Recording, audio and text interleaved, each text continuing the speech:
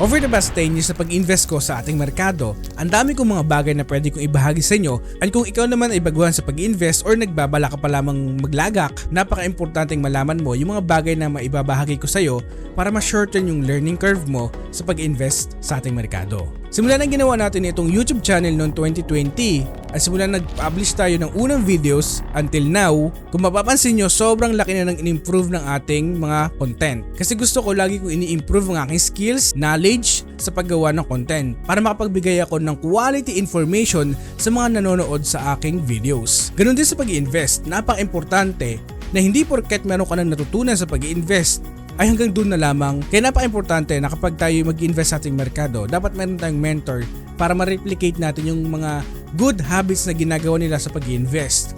So naandyan sila Warren Buffett, Peter Lynch, Monish Pabray, Phil Town, and many successful na pwede nating i-replicate yung kanilang mga ginagawa. Kasi alam naman natin sila ay mga proven and tested na pagdating sa market. So sa pag-invest, continuous learning is very important.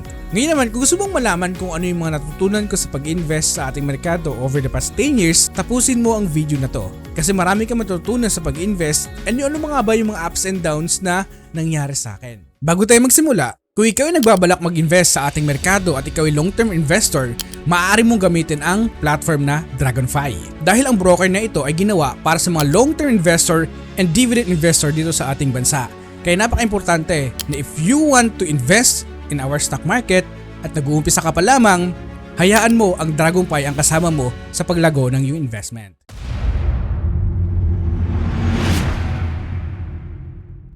Nang unang natutunan ko at na-realize ko sa pag-invest, ang importansya ng patience and long-term vision. Diba, kapag tayo nagtatrabaho, diba, lahat ng company merong mission and vision. Why? Ito yung guide nila papunta doon sa gusto nilang marating in the near future. And also, kapag tayo nagdadrive, napaka-importante na dapat meron tayong destination. Kasi mahirap mag-drive nang wala kang pupuntahan and wala kang goal. And ganoon din sa pag-invest na dapat meron muna tayong long-term vision sa pag-invest sa ating merkado. And kapag meron tayong long-term vision, sabayan mo ng patience. Patience very important kasi a lot of people today ay nasanay sa instant mindset, instant mentality. Nagkalat dyan yung instant mommy, instant noodles, instant success, instant millionaire, instant family. Diba? Yung mga bagay na yan talaga nagkalat. Kaya kung ikaw mag-i-invest, kailangan mo ng patience. Nang katulad ng lagi kong sinasabi na ang pag-i-invest para itong pagtatanim ng palay. Alam mo kung anong pinakamahirap? Hindi yung sowing, hindi rin yung reaping, but the season of waiting. Kaya napaka-importante na dapat meron tayong matibay na konklusyon at matibay na pundasyon sa pag-invest sa ating merkado. Ngayon kung tumatak na sa isipan mo yung patience and long-term vision,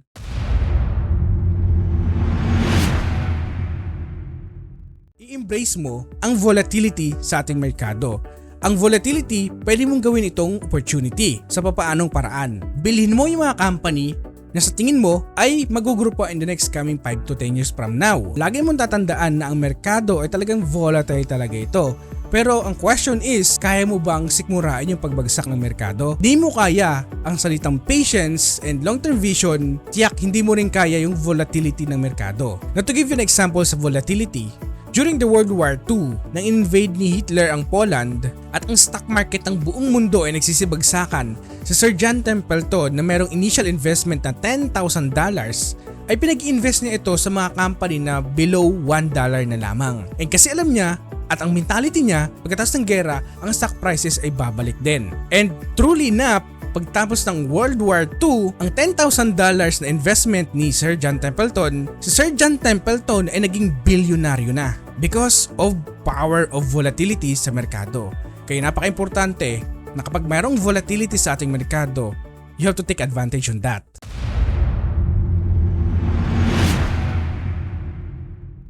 Ngayon kung alam mo na ang importansya ng patience and long-term vision sa pag-invest, and also alam mo na kung paano mag-embrace ng volatility as an opportunity, pumasok na tayo sa diversification. Isa sa mga natutunan ko pagdating sa diversification ay spread natin yung in different asset classes. Hindi lamang tayo dapat nakafocus sa stock na meron tayo. Kapag ang ating merkado ay bagsak talaga, majority or all of the stocks ay talaga nagsisibagsakan. Kaya in order to contradict this scenario, you have to invest in different assets. So marami mga pwedeng paglagakan today, no? MP2, gold, real estate, businesses, and many more na mga pwede nating paglagakan para in time na magkaroon ng uncertainty or volatility sa ating merkado, yung mga asset classes mo na maganda yung piniperform ay pwede mo itong i-rebalance doon sa mga asset na nagsisibagsakan. Para in the future, mag-compound ang iyong investment. Isa ito sa mga natutunan ko over the past 10 years sa pag-invest sa ating merkado.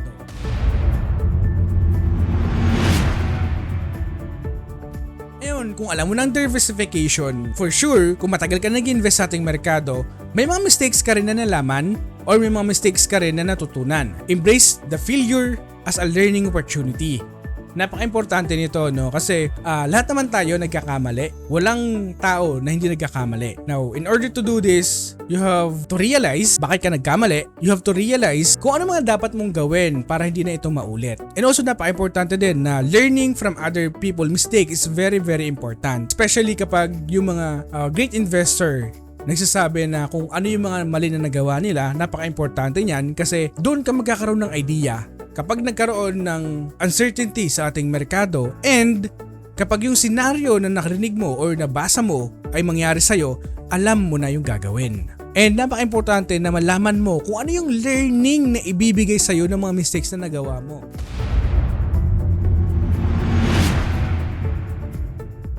Ngayon nalaman mo na yung importansya ng patience and long-term vision and paano mo ma-embrace ang volatility and paano mababawasan yung risk mo sa pag-invest sa ating merkado through the process of diversification, and also alam mo na rin kung ano yung mga pwede mong gawin kapag meron kang mistakes na nagawa.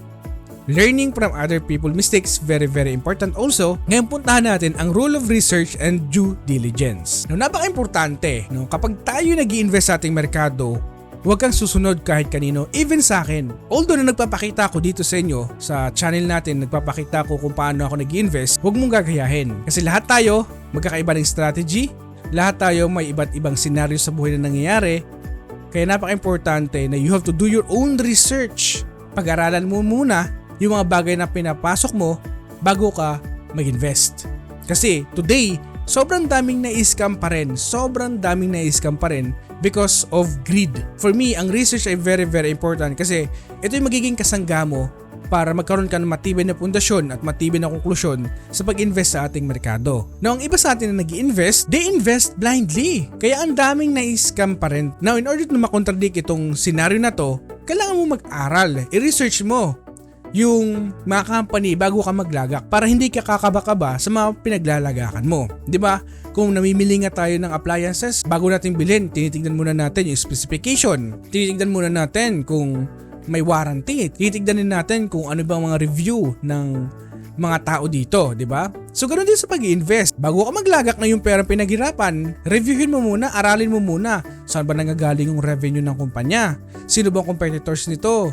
Nag-grow ba yung kanilang income? Titignan mo din kung bumababa yung kanilang utang na kinikater. And also, bababa ba ang presyo compare sa kanyang real value ngayon? So ilan lang yan sa mga pwede mong gawin para magkaroon ka ng idea at matibay na konklusyon sa pag-invest sa ating merkado.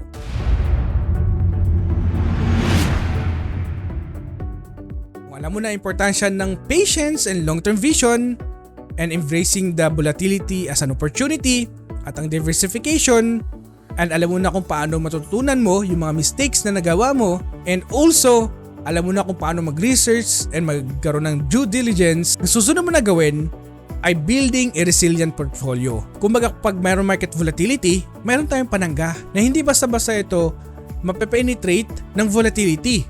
So ano nga ba ito? So for example, yung mga company na lagi nating ginagamit, for example sa kuryente, pwede tayo mag-invest sa mga sektor sa kuryente. Pwede tayo mag-invest sa mga sektor ng pagkain. Kasi pang-araw-araw natin itong ginagamit. Mayroon mang pandemic, mayroon mang gera, talagang kailangan natin kumain. At hindi lamang yon, di ba, communication. At many more na pwede natin paglagakan. Yung mga sektor na pangunahing pangailangan ng tao para mabuhay. At hindi lamang yun, at napaka-importante, yung mga kumpanya na nagbibigay ng dividendo. Papaanong pamaraan? Mayroong uncertainty sa ating merkado, nagbibigay pa rin sila ng dividendo. So pamamagitan nito, habang nag-aantay ka, mayroon kang nare-receive na dividendo sa iyong investment. Ngayon kung alam mo na kung paano mag-build ng portfolio, puntahan mo ang market cycles and economic trends.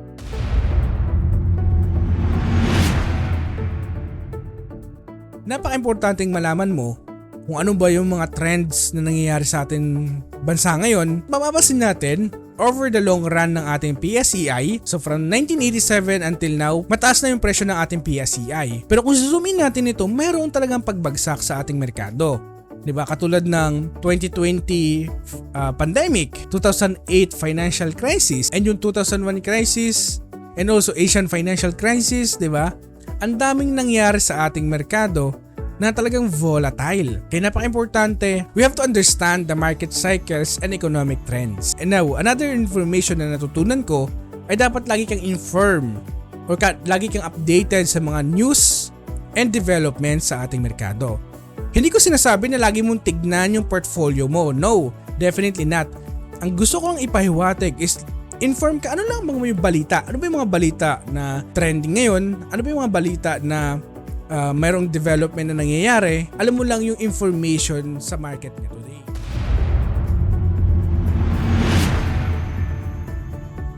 Ngayon kung alam mo na ito, i-manage mo naman ang iyong sarili. I-manage mo ang iyong emotions, the psychology and aspect of investing.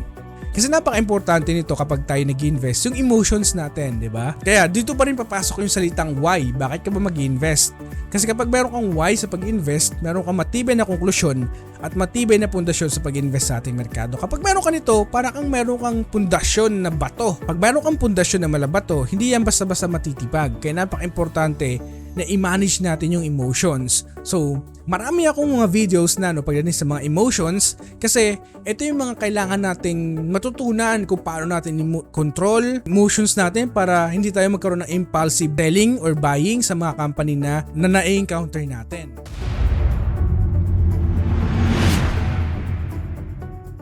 Ngayon kung na-manage mo ng emotions, lagi mo tatandaan ang power ng compounding. Sabi nga, ang compounding, ito yung kasama mo sa paglago ng iyong investment. Gumagana lamang ang compounding kapag matagal ka na nag-i-invest sa ating merkado.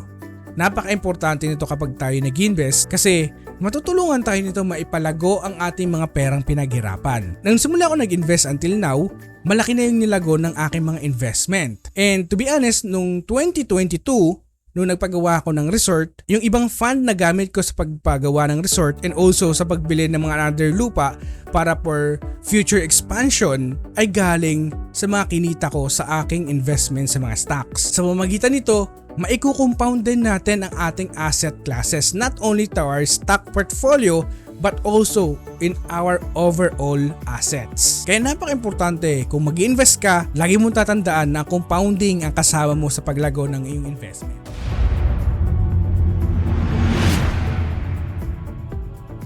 Another information na may babahagi ko sa iyo, kailangan mo rin maghanap ng mga mentor pagdating sa investment. Now, you have to be very careful sa paghahanap ng mga tao na pagkukunan mo ng information sa investing. Napaka-importante, tignan mo kung gaano ba sila ka-committed na magbigay ng information. Tignan mo kung makakatulong ba ito sa'yo. Kasi baka naman yung mga tinitignan mo dito sa YouTube ay kumukuha lamang ng pera. You have to understand na if you want to learn only from the best. Ang pinaka-best advice na pwede kong ibigay sa inyo today, learn kay Peter Lynch, learn kay Warren Buffett, and also learn kay Phil Town. Ang dami mong matutunan sa mga tao ito.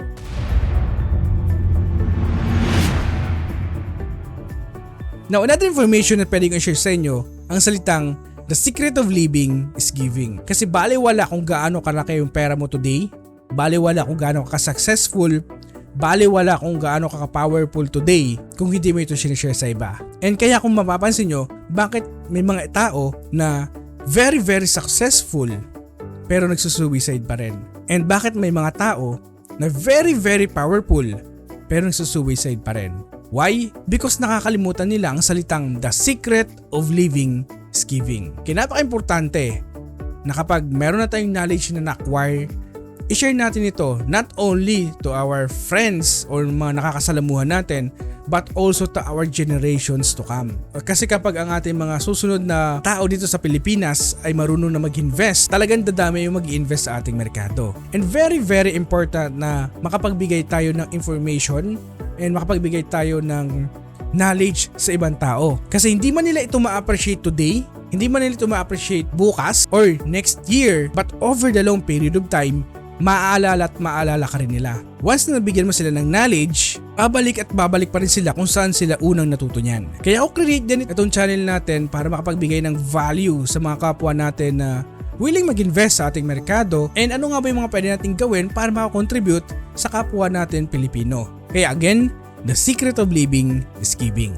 Now sa pagtatapos ng episode na ito, tinitignan natin ang ekonomiya natin na lalago pa ito. At sa pamamagitan ng tamang kaalaman, diskarte, ay kaya-kaya nating malampasan yung mga hamon na dumarating sa ating investing journey. Kaya huwag tayong matakot at magdesisyon tayo ngayon, at lagi mong tatandaan ang pagtsatsaga ay napaka-importante sa pag-invest para maabot natin ang ating pangarap. Sa bawat hakbang na ating gagawin, lagi lang tayo magtiwala sa ating sarili at sa ating kakayanan. Now, sa kabila ng pagsubok na mararanasan natin sa ating journey sa pag-invest, manatili lamang tayong kalmado, matatag at maging positibo sa hinaharap. Sa mamamagitan ng patuloy mong pag-aaral at pagpapaunlad at sa pagbabahagi mo ng mga kaalaman, tiwala ako na magtatagumpay din tayo sa ating mga layunin sa pag-invest sa ating merkado. Kaya sa pagtatapos ng episode na ito, sama-sama nating tanungin ang ating mga sarili at tumingin tayo sa hinaharap na mayroong positive mindset. Hanggang sa muli, this is pse warrior na lagi nagpapaalala sa inyo, invest wisely and see you on the other side.